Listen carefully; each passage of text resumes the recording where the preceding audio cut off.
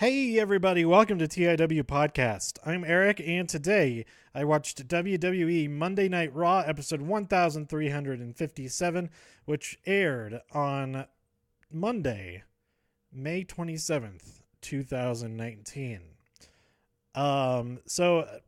This episode was kind of wonky. Some stuff that wasn't so great, but there was some really good stuff on this, especially the matches that took place. Most of the matches that took place I really enjoyed. But it was I tweeted a few weeks ago that it would be really nice if there was a wrestling match that happened that started within. Now I'm not talking about brawls, altercations backstage, that kind of stuff. I'm talking about an actual wrestling match with the bell ringing and a referee there, starting within 10 minutes of the beginning of an episode of Raw. That it would be just, I think that would help a lot. That it would make just that one thing, just doing that one thing would give the whole show a whole different feel, get it off to a whole different start, that might have people a little bit more interested than it seems like they have been lately. But it seems they took the direct opposite approach, that there was not a real wrestling match until like halfway through the show. Yes, we did have a match between Lance and Noai versus Shane McMahon. That really doesn't even count as an actual match, because it was it's you wouldn't send a clip of that match to somebody and say, hey, check out this match. You would send that to somebody and say, look at this weird thing that happened. But anyway, at the top of the show, Kofi comes out. They had the whole Memorial Day thing at the very top of the show. But then Kofi comes out and he challenges Brock to come out and cash in tonight. Seth comes out and he wants to find out who Brock is going to cash in on as well. And then Brock and Paul Heyman come out. They're rocking out to the newly modified Money in the Bank contract briefcase. Beefcase. That could be a thing too. That whoever's next year, they have a thing about beef. They have the beef case, but it has speakers and stuff, so it looks like a boombox, and he's rocking out to it, and it actually is playing music because they have it hooked up to a wireless receiver thing. That's pretty good going. I'm sure that they actually tried to have that receiver inside of the briefcase so you wouldn't see it, but from personal experience or personal, I didn't have the experience of working with those wireless packs, but seeing people work with those wireless packs, that they are very finicky, especially when they're next to something else that's metal, like the briefcase is. So, but anyway, that's beside the point. He's rocking out to some music, and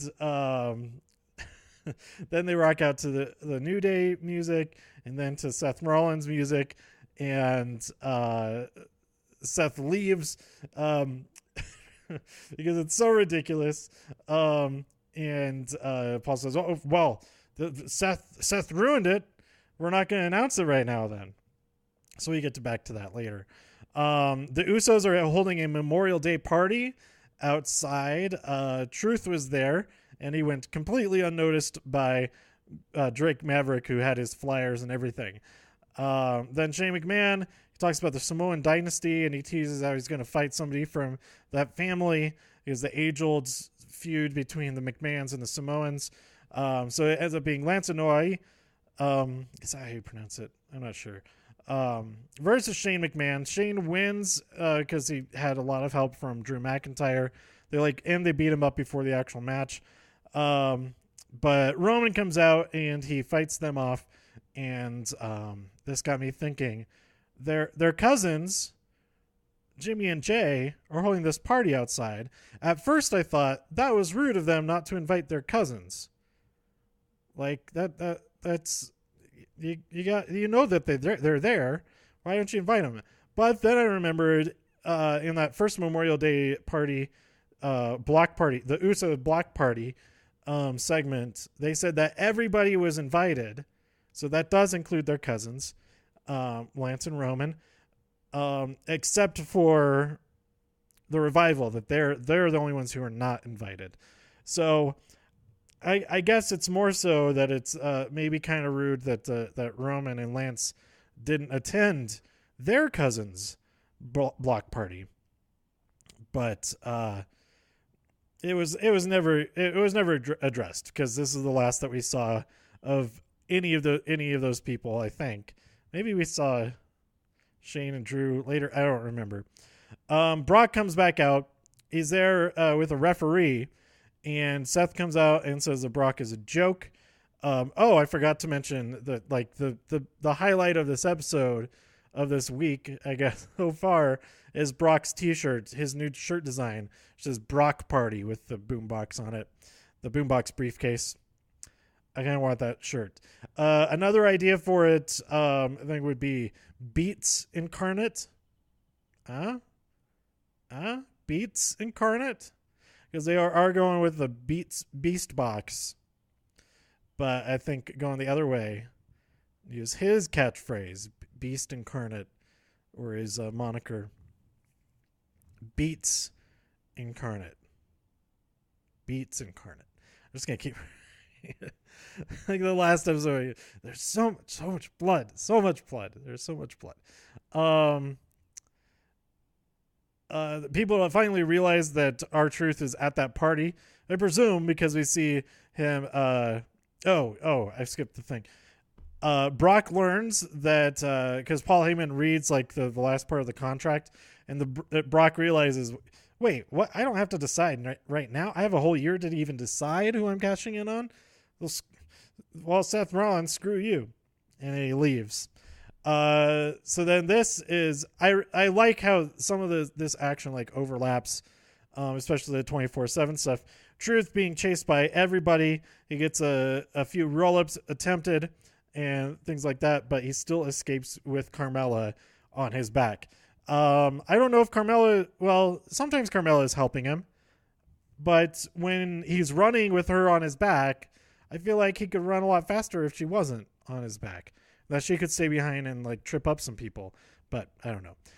We find out that AJ is injured, so he will not be able to be in that Fatal 4-Way Contenders match that takes place a little bit later. Got some kind of helicopter zipping past right now, and if you can hear that. I don't know. It's not a helicopter. It's a small airplane. That was weird how sudden it was. How suddenly the sound started, how suddenly it stopped. That was weird. Anyway, so AJ will not be able to be in that match, and I think Baron Corbin took his place. And Aaron Corbin Aaron Orban also attacked AJ backstage at the end of this doctor's office segment thing. Then we finally have an actual wrestling match. Becky Lynch and Nikki Cross fight the Iconics. Becky wins via I guess it's called the manhandle slam or something. I don't know. But she pins Peyton Royce, and then Lacey arrives to do her thing. So no Alexa Bliss this week. Actually, this is the only women's segment on the entire 3 hours. So that's a pretty big bummer as well.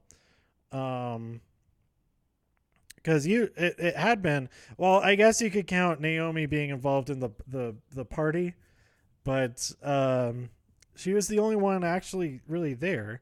And then Carmella was involved with the other stuff, but she wasn't the focus either. So it would have been nice to have at least like one other match. Where's Natalya? What's Natalya up to? What's Ember went to SmackDown. Ruby is getting she's had surgery and stuff, so yeah. That was a bummer. I mean, I like this match. It was a bummer that we didn't have more from the women's division in this episode. But this could be the same kind of thing as with the tag team championships. I mean, at least we had the champions appear. It feels like all the tag team championship champions haven't even been on TV the last couple of weeks, including tonight. Zack Ryder and Kurt Hawkins not on the show at all. Daniel Bryan and Eric Rowan also not on their show. And we'll see if that continues tonight. And I have a feeling that they're just keeping both of those on hold on the back burner until after Super Showdown, and that we'll get to see them. Hopefully, get to see them on TV again after that. Anyway, back at the party, the Revival appear. The Usos are furious that they're there, but Naomi reveals that she invited them because they need to squash their beef, which was highlighted by one of them actually squeezing a beef patty. And that I appreciate the pun. I appreciate it. So we cut back to them a few times, and they are getting along for the most. They're playing that what is that game called? They even said the name of the game by name. The it's like Footsberry or something. Not Footsberry. The thing with the bean bags and the holes, cornhole. That's what it is. So they were getting along, but they get into an altercation later. Well, they don't actually start to fight, but then R-Truth comes in, and that starts a big old brawl, and Truth escapes with his life and with the championship. So the adventure continues in the pursuit of the 24/7 championship for all the people who are even interested in that. Up next, a fantastic match. Oh my God. If these two have a match every week from now on, I wouldn't mind that at all, as long as it gets longer and longer each week until like finally they have just like an hour-long singles match between the two of them.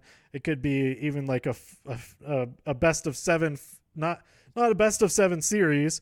It could be a best of seven series also, but oh my God, I didn't even say who's in this match. I think you know who's in this match. Ricochet and Cesaro. I could watch their matches. Just that could just be all that WWE is from now on, and I would absolutely love it. Go watch this. Go watch this match. Go watch this match. Go watch this match. It's great. There's some fantastic stuff in there. The finisher we had from the post show thread is called a Poison Rana, but I looked up other clips of a Poison Rana, and it is not the same. It's basically a reverse Frankensteiner, I think. This was not that. This was something else. It felt more like I describe it as a Rana combined with a with like a Michinoku driver or something like that. That it because it looked like Cesaro went straight through, flipped around right onto his head, but on the replay in the slow motion you could see that it's driven the upper back and the shoulders or what's driven into the mat, and that's what reminded me of the Michinoku driver, or some other types of drivers that are out there. So I feel like it's got to be called something like that, not just a Poison Rana, which I have not seen from the clips I've seen. I have not seen any of them that looked the way that this move looked. But whatever it's called, that finisher is freaking awesome, and Ricochet and Cesaro are amazing, and I'm glad that we got to see another match between them. And there's a lot of discussion online about how both these guys are very underused and all that kind of thing. I think that they would be even more underused than a match like this if they were there doing the silly. Not that I don't like it. I really enjoyed the Brock Lesnar stuff. But if they were doing that instead, and they weren't, instead of having these matches in the middle of the show, I think that would be underused on a week to week basis, I think. But anyway, I look forward to seeing more from both of them. I'm sure we're going to get them going at it again next week. It was announced that Rey Mysterio has to vacate the United States Championship. Samoa Joe thinks that they should just give it back to them. But I would absolutely love Samoa Joe versus Ricochet versus Cesaro, and even if it's just a triple threat, make that triple threat. That'd be killer. And if you have to throw somebody else in there into that mix, I wouldn't even mind having like like the Miz in there or something like that. I don't even know, but yeah, we'll see how all of that ends up. Up next, we had the Miz, Baron Corbin, Strowman, and Lashley fight in a fatal 4-way. I guess it was an elimination match, but that's not really how it worked out. Corbin won, and so Corbin will be facing Seth Rollins at Super Showdown.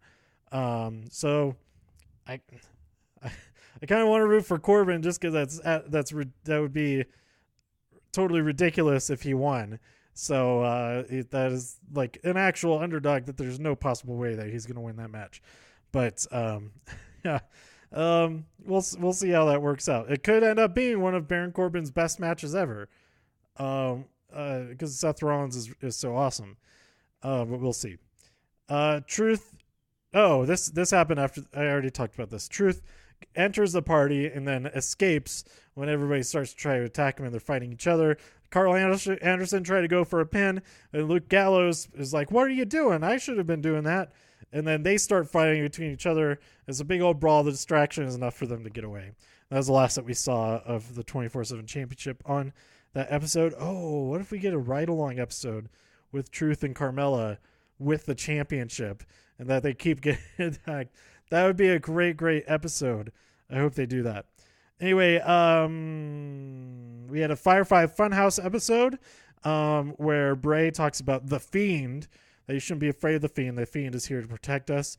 And Dr. Bray determines that Abby is a bully, but Abby wonders, why won't you let me rest? Why am I stuck here in limbo? Did somebody say limbo? And then we have a very creepy game of limbo take place with some very miserable children holding the limbo stick. That was a pretty cool episode of Firefly Funhouse. Then we had Sammy in the electric chair, which is such a... Nobody thinks of the electric chair as being an interrogation tool. They think of it as being executed.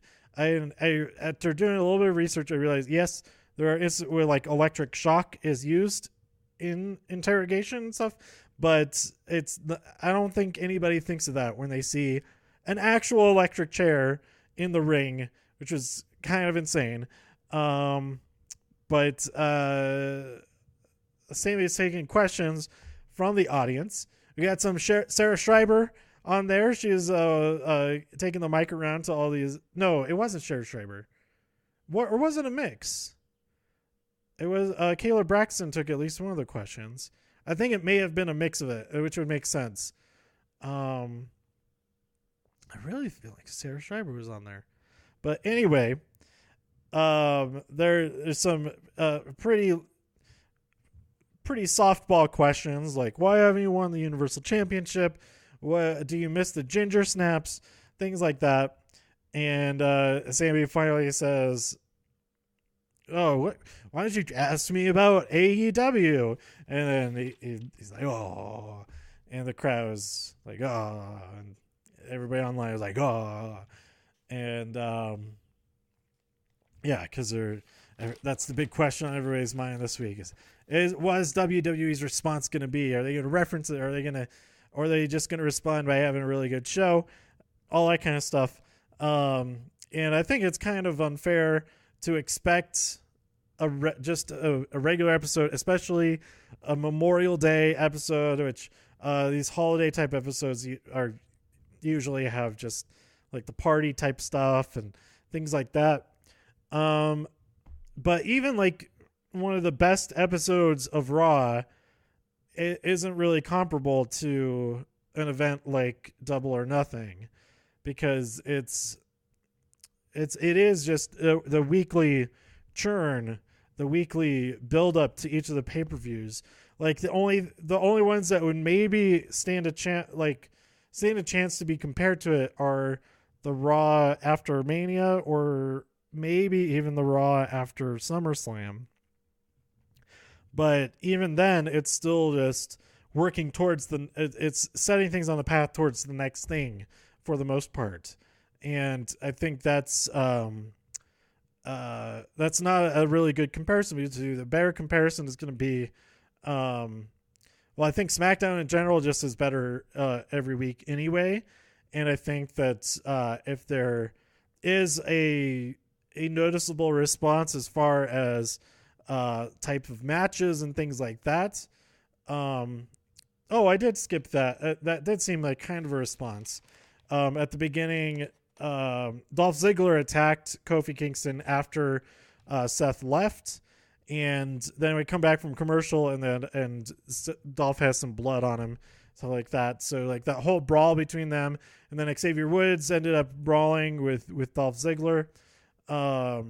So to say that there wasn't any action in the first half of the show is a little bit unfair, because there was all that brawl stuff taking place.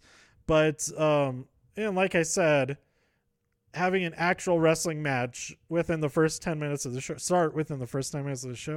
think would be a really nice change for a lot of people to tune in and get excited for. I mean, even if it was like that Cesaro and Ricochet match, like if that started, I realize you want to start the show, like bookend the show with like the main event type of stuff, but having a killer like match like that within the first 10 minutes, I think it would be really good. Like if next week they start the show with some type of multi-man match to crown a new United States champion, that would be really great. I think a lot of people would enjoy that. They could do a freaking gauntlet match to crown the new champion. That would be awesome. So it's like the whole first hour of the show. I'm gonna tweet that out. Everybody tweet that at them. So like, we want the first hour of the show to be a gauntlet match for the United States Championship. Do it. Please do it. Anyway, the final match of the night was Sami Zayn versus Seth Rollins. It was not a championship match, I don't think. There is the ominous, the shadow of Brock Lesnar still hanging over everything, because it was shown that he's still there in the arena. He was backstage, but it did not materialize into anything happen.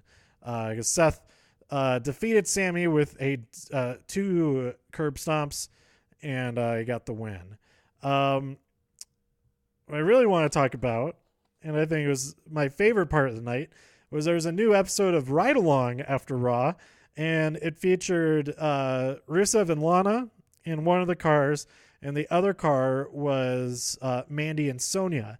And we got a special episode of Demandy's Donuts, and I thought this is the most genius like crossover and ad product placement sponsorship deal thing, because they were in Kentucky. They went to KFC. Both of them went to KFC, and they were talking kind of ridiculously about the food. Like, oh, they're so ooey gooey. Talking about these Cinnabon biscuits. And actually, I kind of want to try some of those now. Except, the KFC is still open. It's the Taco Bell that closed right near here. Way too many sweets lately. I get more fruits and veg and that kind of thing instead of so much milkshakes and donuts. But that's like the most delicious looking stuff when you're in Las Vegas. But anyway, they're right along, they're in Kentucky. They go to KFC. They're promoting. They use Cinnabon biscuits. So it's promoting. It's a WWE show. They're promoting KFC and Cinnabon, and they're doing a special episode of Demandy's Donuts within this episode, and where they normally talk about donuts. And it was just layers and layers and layers of sweetness. And I really enjoyed this episode overall. Even though it was just one big commercial for KFC and Cinnabon. But go check it out. Go check out Demandy's Donuts. They post their episodes on each of their individual YouTube channels, on Mandy's and Sonia's. But it's Mandy. I think you search for Mandy Sachs, or maybe her full last name. And then Daria Baronato is what you search for Sonia's YouTube. But just search Demandy's Donuts, DAMANDYZ, in the donuts. You can find this show. Or just go to their Twitter accounts. They post a new episode every week. It's pretty good. So I'm wondering if they're going to post their version of this episode for this week's actual episode, maybe. Or if this was, I think I missed it if it was. They had to have done this as an extra, and then they did their usual episode that week. I don't know. I don't follow that closely. I don't keep track of every single one or whatever. But yeah, right along. It's super fun. It's one of the most fun shows. I got to get back to watching the rest of the Combine.